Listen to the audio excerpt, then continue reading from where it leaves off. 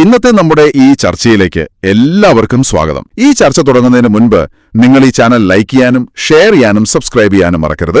നിങ്ങളുടെ പിന്തുണ ഞങ്ങൾക്ക് വളരെ പ്രധാനപ്പെട്ടതാണ്. അപ്പോൾ ശരി, നമുക്ക് വിഷയത്തിലേക്ക് കടക്കാം. എന്റെ പ്രിയ കൂട്ടുകാരൻ, സുന്നത്ത് ജമാഅത്തിന്റെ കാര്യങ്ങളിൽ അൽഹംദുലില്ലാഹ് സജീവമായി അവിടുത്തെ സമയങ്ങൾ ദീനിന് വേണ്ടി ചെലവഴിക്കുന്ന ഒരു വ്യക്തിത്വമാണ്. അതുകൊണ്ട് എന്റെ പ്രിയപ്പെട്ട മുഅ്മിനീങ്ങളോട് മുഅ്മിനാത്തുകളോട് ഓർമ്മപ്പെടുത്തുന്നു, നമ്മളാൽ കഴിയുന്ന ഒരു ചെറിയ സഹായം അക്കൗണ്ടിലേക്ക് നിങ്ങൾ എത്തിച്ചു കൊടുക്കണം. നിങ്ങൾ നൽകുന്ന സ്വാലിഹായ സ്വതക്ക അള്ളാഹു നാളെ ദുനിയാവിലും ആഖിറത്തിലും വലിയ ഫലമുള്ള സ്വതക്കയായി അള്ളാഹു കബൂൽ ചെയ്യട്ടെ. അസ്സലാമു അലൈക്കും വറഹ്മത്തുള്ളാഹി വബറകാതുഹു.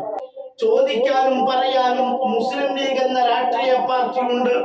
ചോദ്യം ചെയ്യുക തന്നെ ചെയ്യും. താക്കീത് നൽകിയത് പാണക്കാട് സ്വാദിഖ് അലി ശിഹാബ് തങ്ങളാണ്. നമുക്കറിയാം, ഇന്നലെ തിരൂരിൽ വെച്ചുകൊണ്ട് മുക്കം ഉമർ ഫൈസി ആഹ്വാനം ചെയ്തത് സമസ്തയുടെ കാര്യത്തിൽ ഒരു രാഷ്ട്രീയ പാർട്ടിയും ഇടപെടരുത് എന്നാണ്. ആ സമയത്താണ് പാണക്കാട് സ്വാദിഖ് അലി ശിഹാബ് തങ്ങളുടെ താക്കീത് വരുന്നത്. കെ വിഭാഗം സമസ്തയുടെ എല്ലാ കാര്യത്തിലും ഇടപെട്ടത് മുസ്ലിം ലീഗ് എന്ന രാഷ്ട്രീയ പാർട്ടി മാത്രമാണ്. മറ്റൊരു രാഷ്ട്രീയ പാർട്ടി ഇടപെട്ടതായി നാം കണ്ടിട്ടില്ല.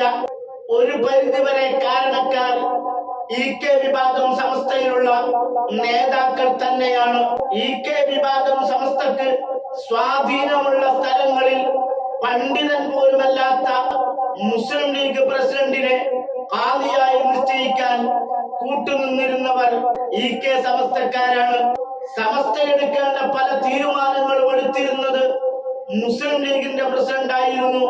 നമുക്ക് മുസ്ലിം ലീഗിന്റെ ചരിത്രം പരിശോധിച്ചു നോക്കിയാൽ അറിയാം, മുസ്ലിം ലീഗ് വഹാബികൾക്ക് പള്ളി കക്കാൻ വേണ്ടി എല്ലാ ഒത്താശകളും ചെയ്തു കൊടുത്തത് കോഴിക്കോട് പട്ടാളപ്പള്ളി, ഷാദിലി പള്ളി, മുഹീദ്ദീൻ പള്ളി തുടങ്ങി ഒട്ടനേകം പള്ളികൾ വഹാബികൾ പിടിച്ചെടുത്തത്, മോഷ്ടിച്ചത് മുസ്ലിം ലീഗിന്റെ സഹായത്തോടു കൂടിയാണ്. മാത്രവുമല്ല, ധാരാളം വഖഫ് സ്വത്തുക്കൾ സുന്നികളുടേത് വഹാബികൾ പിടിച്ചെടുത്തതും മോഷ്ടിച്ചതും മുസ്ലിം ലീഗിന്റെ സഹായത്തോടു കൂടിയാണ്. അബ്ദുറഹ്മാൻ കല്ലായി എന്ന മുസ്ലിം ലീഗിന്റെ നേതാവ് നിരവധി അഴിമതി കേസുകളുമായി ഓടി നടക്കുകയാണ്. തുടങ്ങി പല അഴിമതികളും നടത്തിയതായും അല്ലെങ്കിൽ അഴിമതി നടത്തുന്നവർക്ക് സപ്പോർട്ട് ചെയ്തതായുമാണ് ലീഗിന്റെ ചരിത്രം പരിശോധിച്ചാൽ നമുക്ക് കാണാൻ വേണ്ടി സാധിക്കുന്നത്.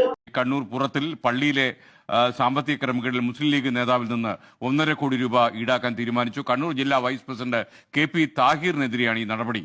റിക്കവറി നടപടി നിർദ്ദേശിച്ച് ഉത്തരവ് പുറത്തുവന്നു. സജോ ദേവസ്യ വിശദാംശങ്ങൾ നൽകും കണ്ണൂരിൽ നിന്ന്. സജോ, ഗുഡ് മോർണിംഗ്, പറയൂ.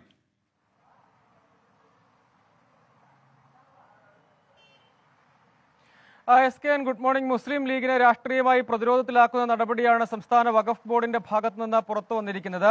കണ്ണൂർ ജില്ലയിലെ പുറത്തിൽ പള്ളി കമ്മിറ്റിയുടെ ഭാരവാഹിയായിരുന്നു 2010 മുതൽ 15 വരെ പള്ളി കമ്മിറ്റി സെക്രട്ടറി ആയിരുന്നു മുസ്ലിം ലീഗിന്റെ കണ്ണൂർ ജില്ലാ വൈസ് പ്രസിഡന്റ് KP താഹിർ. ആ ഘട്ടത്തിൽ പള്ളിയിലെ വരവ് ചിലവ് കണക്കുകളുമായി ബന്ധപ്പെട്ട് ക്രമക്കേട് നടന്നു എന്നതായിരുന്നു പരാതി. 15-ൽ ജനറൽ ബോഡിയിൽ ഈ പരാതി ഉയർന്നു. പിന്നാലെ അതൊരു പോലീസ് കേസായും വന്നു. പോലീസാണ് സംസ്ഥാന ഓഡിറ്റ് വകുപ്പിനോട് ഓഡിറ്റ് നടത്താൻ നിർദ്ദേശിച്ചത്. അങ്ങനെ 1.5 കോടിയിലധികം, അതായത് 1,57,00,000-ലധികം രൂപയുടെ സാമ്പത്തിക ക്രമക്കേട് നടന്നു എന്ന് ഓഡിറ്റ് വകുപ്പ് കണ്ടെത്തി. ഈ റിപ്പോർട്ട് ലഭ്യമായതിനു പിന്നാലെയാണ് കഴിഞ്ഞ 8-ാം തീയതി സംസ്ഥാന വഖഫ് ബോർഡ് യോഗം ചേർന്ന് ഈ തുക KP താഹിറിൽ നിന്ന് ഈടാക്കാൻ തിരിച്ചുപിടിക്കാനുള്ള ഉത്തരവ് ഇറക്കിയിരിക്കുന്നത്. റവന്യൂ റിക്കവറി നടപടികൾക്കായി കണ്ണൂർ ജില്ലാ ഡിവിഷണൽ ഓഫീസറെ, വഖഫ് ബോർഡിന്റെ ഡിവിഷണൽ ഓഫീസറെ ചുമതലപ്പെടുത്തുകയും ചെയ്തിട്ടുണ്ട്. ഒപ്പം ക്രിമിനൽ നടപടി, നിയമ നടപടികൾ സ്വീകരിക്കാനുള്ള ശുപാർശയും ഈ ഉത്തരവിന്റെ ഭാഗമാണ്. ആ കാലയളവിൽ 5 വർഷക്കാലം പള്ളി കമ്മിറ്റിയുടെ ഭാരവാഹിയായിരുന്ന കാലയളവിൽ വലിയ തുക ക്രമക്കേട് നടത്തി, വരവ് ചിലവ് കണക്കുകളിൽ വലിയ വ്യത്യാസമുണ്ട്, അങ്ങനെ അതിൽ അഴിമതി നടത്തി എന്നതായിരുന്നു പരാതി. ആ പരാതി ജനറൽ ബോഡിയിലാണ് ഉയർന്നത്. പിന്നീട് കമ്മിറ്റി മാറി, പുതിയ കമ്മിറ്റിയുടെ സെക്രട്ടറിയാണ് പരാതിക്കാരനായി വന്നത്. ആദ്യഘട്ടത്തിൽ പോലീസ് അതിൽ കേസ് രജിസ്റ്റർ ചെയ്യുകയും അന്വേഷണം നടത്തുകയും ആ കേസ് കോടതിയിലുണ്ട്. അതിനിടെയാണ് ഈ കോടതിയിൽ തന്നെ ഈ ഓഡിറ്റ് സംബന്ധിച്ച ചോദ്യങ്ങൾ ഉയർന്നതിന് പിന്നാലെ പോലീസ് തന്നെ ഓഡിറ്റ് വകുപ്പിനോട് വിശദമായ പരിശോധന നടത്തണം പള്ളി കമ്മിറ്റിയുടെ വരവ് ചെലവ് കണക്കുകൾ സംബന്ധിച്ച് എന്ന ആവശ്യം ഉന്നയിച്ചു. അതിന് പിന്നാലെയാണ് ഈ നടപടികളിലേക്ക് നടപടിയിലേക്ക് പോയത്. ഏറ്റവും ഒടുവിലാണ് 1.5 കോടി രൂപ ഈടാക്കാനുള്ള നടപടി വന്നിരിക്കുന്നത്. KP താഹിർ KM ഷാജിയുടെ ജില്ലയിലെ വിശ്വസ്തൻ കൂടിയാണ്, അങ്ങനെ വിമതചേരിയിൽ നിൽക്കുന്ന ഒരു നേതാവ് കൂടിയാണ്. പക്ഷെ അപ്പോൾ തന്നെയും ലീഗിനെ ഇത് പ്രതിരോധത്തിലാക്കും, രാഷ്ട്രീയമായി ലീഗ് അതെങ്ങനെ നേരിടും എന്ന് കാത്തിരുന്ന് കാണേണ്ടതാണ്. അതേസമയം ഈ വിഷയത്തിൽ KP താഹിറിന്റെ പ്രതികരണം നമ്മൾ ആരാഞ്ഞിരുന്നു. അദ്ദേഹത്തിന്റെ പ്രതികരണം ലഭ്യമായിട്ടില്ല. രാഷ്ട്രീയ വേട്ട എന്ന് നേരത്തെ അദ്ദേഹം ആദ്യം പോലീസ് കേസ് വന്നപ്പോൾ പ്രതികരിച്ചിരുന്നു. ഇതിനോട് അദ്ദേഹം പ്രതികരിച്ചിട്ടില്ല. ഇത് പക്ഷേ നിയമപരമായ ഒരു വലിയ തിരിച്ചടി താഹിറിനുണ്ടാക്കും. എളുപ്പത്തിൽ ഈ വിഷയത്തിൽ നിന്ന് ഊരുക സാധ്യമല്ല. കാരണം ഇനി റിക്കവറി നടപടികളിലേക്ക് ഈ ഉത്തരവോടുകൂടി കാര്യങ്ങൾ മാറുകയും ചെയ്യും. ആ ലീഗിന്റെ പ്രസിഡന്റ് സ്വാദിഖ് അലി ശിഹാബ് തങ്ങളാണ്. ചോദ്യം ചെയ്യാൻ ലീഗുണ്ട്, ഇടപെടരുതെന്ന് പറയാൻ ആർക്കും കഴിയില്ല. ഇടപെടേണ്ടടുത്ത് ഇടപെടുക തന്നെ ചെയ്യും എന്ന് പറഞ്ഞുകൊണ്ട് രംഗത്ത് വന്നിരിക്കുന്നത് രാഷ്ട്രീയക്കാരുടെ ഒരിടപെടലും ദീനീ സംഘടനയ്ക്ക് ആവശ്യമില്ല. ദീൻ നടപ്പാക്കേണ്ടവർ, അതിന് തീരുമാനമെടുക്കേണ്ടവർ പണ്ഡിതന്മാരാണ്. സമസ്ത ഒരു ദീനീ സംഘടനയാണ്, പണ്ഡിത സംഘടനയാണ്. സമസ്തയുടെ സമ്മേളനത്തിൽ അതിന്റെ പ്രമേയങ്ങളും പ്രഖ്യാപനങ്ങളും നടത്തേണ്ടത് പണ്ഡിതന്മാരാണ്, അതിന്റെ ഭാരവാഹികളാണ് എന്ന് പറഞ്ഞതിന്റെ പേരിലാണ് ശൈഖുന കാന്തപുരം ഉസ്താദിനെ 1989 വിമതനാക്കി മാറ്റിയത്. അതേ ചുവട് പിടിച്ചുകൊണ്ടാണ് ഇന്ന് സമസ്ത മുന്നോട്ട് വരുന്നത് എന്ന് കാണുമ്പോൾ സന്തോഷമാണുള്ളത്. കാന്തപുരം ശരിയായിരുന്നു എന്നതിന് കാലം സാക്ഷിയാണ്, ചരിത്രം സാക്ഷിയാണ്. പാണക്കാട് സ്വാദിഖ് അലി ശിഹാബ് തങ്ങളെ ഒരു വേള സമസ്തയുടെ മുഷാവറ അംഗമാക്കാനുള്ള തീരുമാനമുണ്ടായിരുന്നു. പിന്നീട് ആ ചർച്ച കേൾക്കാൻ സാധിച്ചിട്ടില്ല. അങ്ങനെ ഒരു തീരുമാനത്തിൽ സമസ്ത എത്താതിരിക്കട്ടെ എന്ന് നമുക്ക് പ്രത്യാശിക്കാം. കാരണം സമസ്ത മുഷാവറ അംഗം ഒരു വഹാബി പരിപാടിയിൽ പങ്കെടുത്തു. ആ പരിപാടി ഉദ്ഘാടനം ചെയ്തു, വഹാബി സ്ഥാപനം ഉദ്ഘാടനം ചെയ്തു, വഹാബി പള്ളി ഉദ്ഘാടനം ചെയ്തു, വഹാബി ഓഫീസ് ഉദ്ഘാടനം ചെയ്തു എന്ന് കേൾക്കേണ്ട ഒരു ദുരവസ്ഥ കേരളത്തിന് താങ്ങാൻ കഴിയുന്നതിലും അപ്പുറമാണ്. പ്രതിപക്ഷമില്ലെന്നതിൽ അഹങ്കാരം വേണ്ടെന്ന് പാണക്കാട് സ്വാദിഖ് അലി ശിഹാബ് തങ്ങൾ, ജനപ്രതിനിധികൾ ജയിച്ചതല്ല, ജനം ജയിപ്പിച്ചതാണെന്ന് ഓർമ്മ വേണം. അഹങ്കാരം തോന്നുന്നവർ ഇപ്പണിക്ക് പറ്റിയവരില്ലെന്നും അദ്ദേഹം കൂട്ടിച്ചേർത്തു. പ്രതിപക്ഷമില്ലാതെ മുസ്ലിം ലീഗ് ഭരിക്കുന്ന തദ്ദേശ സ്ഥാപനങ്ങൾ 6 മാസത്തിലൊരിക്കൽ വികസന സഭ സംഘടിപ്പിക്കണമെന്ന് സംസ്ഥാന അധ്യക്ഷൻ പാണക്കാട് സ്വാദിഖ് അലി ശിഹാബ് തങ്ങൾ. പ്രതിപക്ഷ പാർട്ടികളെ കൂടി പങ്കെടുപ്പിച്ചാകണം സംഘാടനമെന്നാണ് നിർദ്ദേശം. മലപ്പുറത്ത് തദ്ദേശ തെരഞ്ഞെടുപ്പിൽ വിജയിച്ച മുസ്ലിം ലീഗ് പ്രതിനിധികൾക്ക് ജില്ലാ കമ്മിറ്റി കുറ്റിപ്പുറത്തൊരുക്കിയ വിരുന്നിലായിരുന്നു പാണക്കാട് സ്വാദിഖ് അലി ശിഹാബ് തങ്ങൾ നിർദ്ദേശം നൽകിയത്. പ്രതിപക്ഷമില്ലാത്ത ജില്ലാ പഞ്ചായത്ത്, ബ്ലോക്ക് പഞ്ചായത്തുകൾ തദ്ദേശ പോരിൽ മലപ്പുറം പച്ചപുതച്ചപ്പോൾ ചോദിക്കാനും പറയാനും പലയിടത്തും പ്രതിപക്ഷമില്ല. അവർക്ക് മുന്നിൽ സംസ്ഥാന അധ്യക്ഷൻ 2 കാര്യങ്ങൾ പറഞ്ഞു.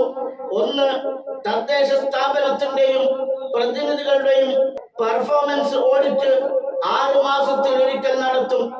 ഒപ്പം പ്രതിപക്ഷ അഭിപ്രായങ്ങൾ തേടണമെന്നും സ്വാദിഖ് അലി തങ്ങൾ പറഞ്ഞു. പ്രതിപക്ഷം എന്നത് ജനാധിപത്യത്തിന്റെ സൗന്ദര്യമാണ്. പ്രതിപക്ഷം പറയേണ്ട കാര്യങ്ങൾ പാർട്ടി ശ്രദ്ധയിൽപ്പെടുത്തുമെന്നും പാണക്കാട് സ്വാദിഖ് അലി ശിഹാബ് തങ്ങൾ കൂട്ടിച്ചേർത്തു. പുതിയ അംഗങ്ങളുടെ സത്യപ്രതിജ്ഞയ്ക്ക് പിന്നാലെ കുറ്റിപ്പുറത്തൊരുക്കിയ വിജയാരവം വിരുന്നിൽ സംസ്ഥാന അധ്യക്ഷൻ മറ്റു ചില താക്കീതുകൾ കൂടി നൽകി. തെരഞ്ഞെടുപ്പിൽ പ്രതിനിധികൾ ജയിച്ചതല്ല, ജനം ജയിപ്പിച്ചതാണെന്ന് ഓർമ്മ വേണം.